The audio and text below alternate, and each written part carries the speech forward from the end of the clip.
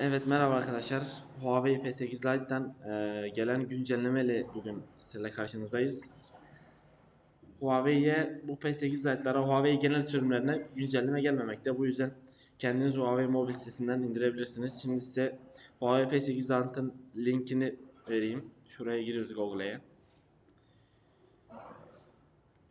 Tıklıyoruz. Huawei yazıyoruz. Güncelleme. Tıklıyoruz güncellemeye.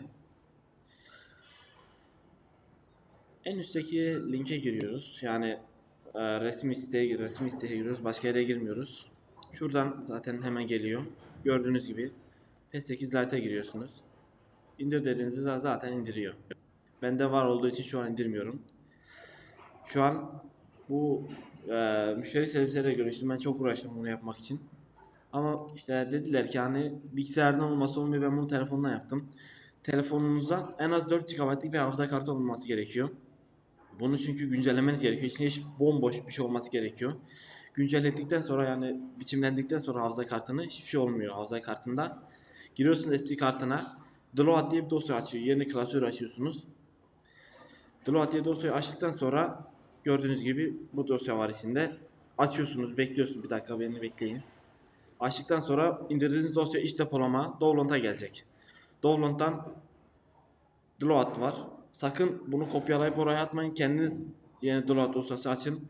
Download'a girin. Şuradan update kopyalayıp yapıştıracaksınız. Hemen gösterelim. Kopyala. Bir dakika. Kopyalıyorum. Şimdi SD kartın içindeki download'a yapıştırıyorum. Şu an bende var olduğu için yapmıyorum.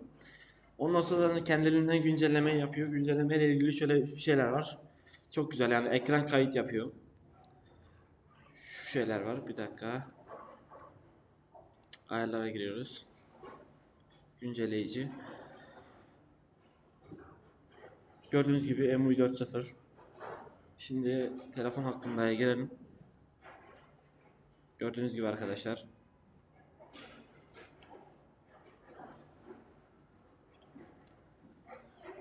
Bu gelen işte yukarıda sol üstte gördüğünüz gibi kayıt ekranı HD modunda en fazla 4 dakikalık kayıt edebiliyorsunuz. Bu bence biraz düşük olmuş ama yine de düşünmeleri güzel bir şey. Eğer bunu yapacaksınız arkadaşlar, iyi günler dileriz. Sağ olun.